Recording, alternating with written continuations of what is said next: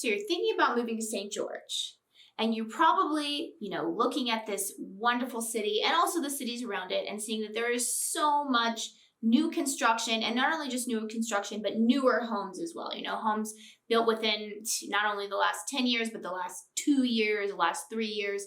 But then there's also parts of St. George and the surrounding areas that are older and very cute and charming in that respect. For sure. So you may be wondering, what should you do? Should you purchase new construction or a newer home, a turnkey home, totally turnkey, or go for the quaint, the fixer-upper? Yeah, making it your own. Yeah, as realtors say, a great opportunity to make it your own. A handyman special. So that's what we're going to talk about in this video. What are the pros and cons to buying turnkey and to buying a fixer-upper? So stay tuned.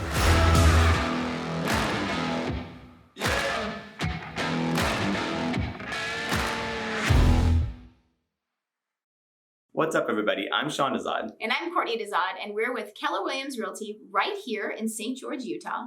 And if this is your first time to the channel and you want to know everything there is to know about living in St. George, Utah, you've got to press that subscribe button and you've got to press the bell so that you're notified every time we upload a new video, because we upload new videos every week all about St. George and all about what it's like to live here and all about what the new experience is like for somebody who's not from here. And if you're watching this video, you're probably thinking, wow, Sean, I love St. George. I love the red rocks. I love the eternal sunshine. I can't wait to move out there. But the problem is that I'm not in the area. I don't know anything about St. George.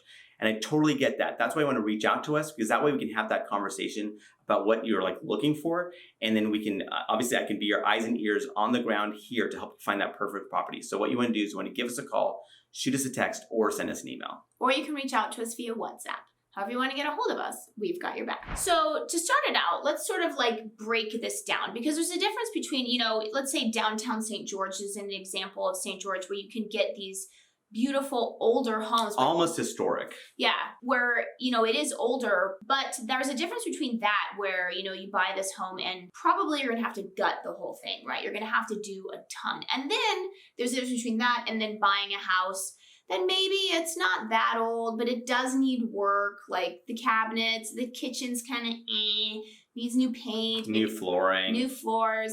So let's break it up first. Let's talk about first, what are the pros and cons of buying a truly old home? Or older, for St. George, before 2000. Before 2000. So what is the cons of that? Well, let's talk about, let's say someone wanted to buy a historic home and they wanted to fix that up.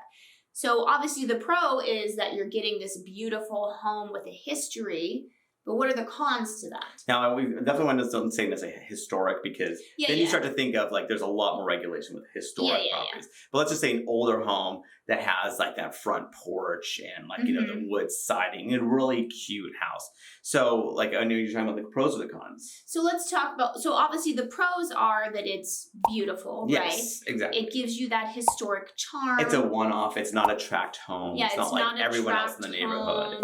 Yeah, it's just, it's beautiful, right? You're buying it for the aesthetic. Yes. But with that aesthetic, what are the cons? What comes along with that? Well, so the cons, I would say, are that it wasn't really built with the style of today, right? So what you're dealing with the properties, and this is not even for historic, older homes, but even homes built really pre-2010, really, where you had let's say you had formal living room and formal dining room, and then maybe you had the kitchen off to the side, almost like a galley kitchen, or at least, just off to the side where people in the kitchen weren't necessarily incorporated into the social communal experience of what was happening in their property. Yeah, so homes that are built today, they're really much more open, right? Super open, yeah. You have these great rooms, the kitchens are huge, and they open out into where everyone else is. And then older homes, like Sean was saying, the layout is totally different. Yeah, and sometimes the bathrooms can be really small. Again, depending on how old, you kind of get really tiny rooms, and everything's a bit just smaller. And these days, people want to be a little bit more spread out. So I guess it just kind of depends. And then obviously sometimes you want a house where you want to shift, let's say, some of the plumbing or the bathroom, with the bathrooms in the kitchen and that kind of stuff, over different areas. And obviously that's just, again, that becomes a lot of work to actually move pipes and that kind of stuff. Yeah, and then if you do have one of these older homes, you might want to, knock down walls and that kind of stuff. And then, Sean always says when you start doing stuff like that, there is no end to the cost. Like you can't really predict really. Yeah, I mean, and that's the thing. You definitely need to make sure that, you're going in there with a contractor understanding that, okay, if I take down this wall, is it a load-bearing wall? If it is a load-bearing wall, how do I not affect the structural integrity of the property by taking down this wall? Because sometimes, these walls like totally close up the place. I've definitely gone to tons of properties where they've opened up the walls and you're like, wow, this is so open, so nice, so beautiful. And even like these mid-century modern homes or whatever, like it's just really cool when you do see that all opened up. You just got to make sure that you know what you're opening up and what can of worms you're possibly opening up with it. So some other things that older homes can bring with them is, not only a new roof, but repiping. So talk about some of these, really extensive costs that can be added. Yeah, so for older homes, right? Again, we're going honestly, we're going pre-2000 and before, right? So there's things where the roof might be, depending on what the age is, might be coming due to be serviced at very least, or possibly re-roofed altogether. There's things like, obviously plumbing, depending on what kind of material they use for the plumbing, it may need to be repiped and that kind of thing, which can obviously be a bit of an expense.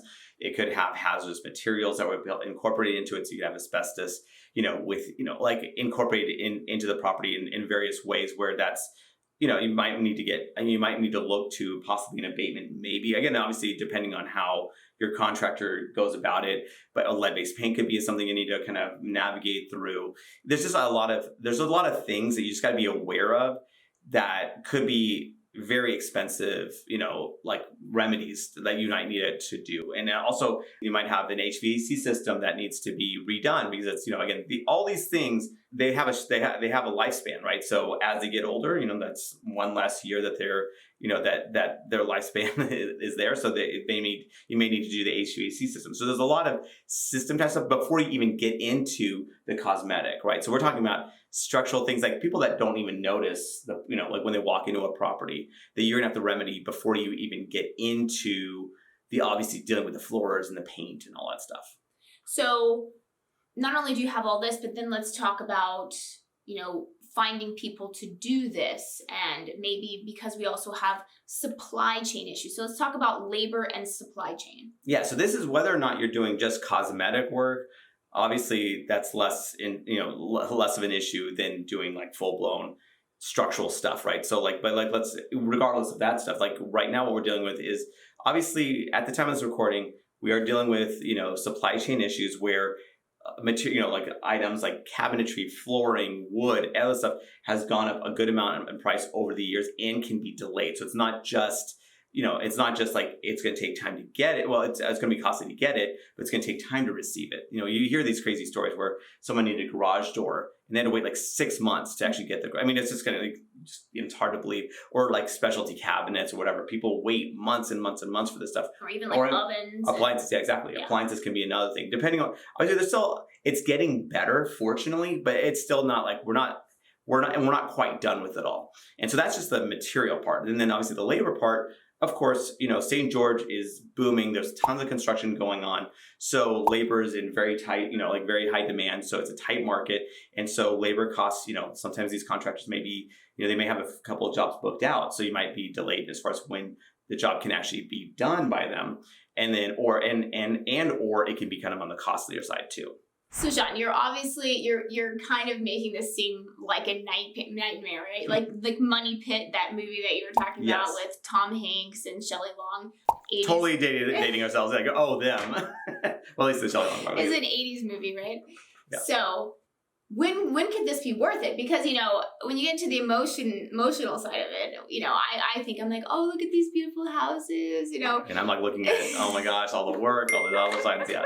So when could it be worth it when you have, like Sean said, it's hard to predict how much the cost will be if you're doing a total gut job, right? If you're doing more like cosmetic stuff, you can usually get like a pretty good idea of how much it's going to be.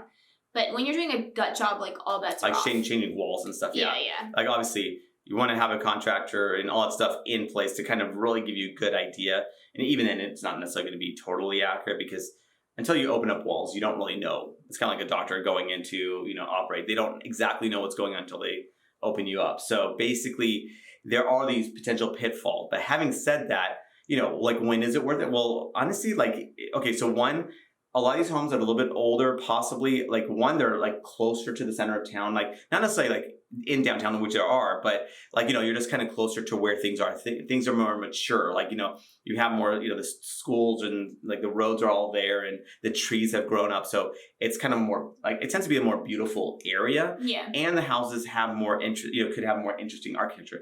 Although I do like the new stuff today. Like I'll be real. Like I like the new stuff that's going on. However, some people may be like, like may gravitate towards the, just more charming, homes. And so, and also these older homes, they tend to have bigger lots. So basically you're getting, a cool exterior look to it. You have these really, nice lot size lots. Like, some of these properties have really killer lots. Like I remember a property we were checking out, when we were moving here, and it was built in the 80s. It wasn't like it was old, but it had a huge backyard, which was awesome. It's just that when we looked at it, we were just going, gosh, that we need to open up that wall. The kitchen's total gut job. Yeah. Bathroom's gut job. I mean, it was just like, when you just started penciling it, we're going, it's just not going to make it. But if you can get it for a low enough price. Yes, if the price makes sense to offset this stuff. Obviously, it's for any, and that's everyone's a little bit different what that means, right? Like, so someone goes, okay, if I get a little bit of a discount, but I can make this house my own,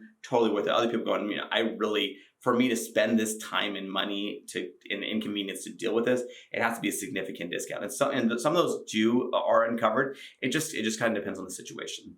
Yeah, and I will say, if you are purchasing a home that really just needs like cosmetic stuff, meaning, it might need some work on the kitchen, floors, paint, that does often provide an opportunity where you can get a good deal on it, because most people, they can't see past paint, right? Like they're like, oh, the paint is bad, I hate this house. Like, so you can find houses that maybe have been sitting because there needs cosmetic work. Yeah, there could be clutter. Yeah. So that kind of throws people off because it's clutter. They can't see the space of it, right? So the idea is you walk through a home, get an idea of the flow. Like hopefully the flow is okay. Or you can see how the flow can be improved, a lot with minimal work. Mm-hmm. And then you go, okay, so I can see that the flow is working. Obviously I see clutter, but I can look past the clutter. I see that, it's got like green shag carpeting, but putting, some nice wood flooring would totally change the look. Mm-hmm. The paint is super dark. So there's things that you can do that, so that property's just sitting there because a lot of people can't look past it. People, I would say the majority. Yeah, and especially these days, people want turnkey. Mm-hmm. They want to walk right in and it's done and ready to move in. So if you can look past some of these issues, it could very well be worth your while for sure. So that's it. That's our video. And if you're thinking, wow, Sean, I'm ready to go. I'm not in the area, but I really want to move here. So what's my next step? And what you want to do is you want to give us a call, shoot us a text, or send us an email. Or you can reach out to us via WhatsApp. However you want to get a hold of us, we've got your back.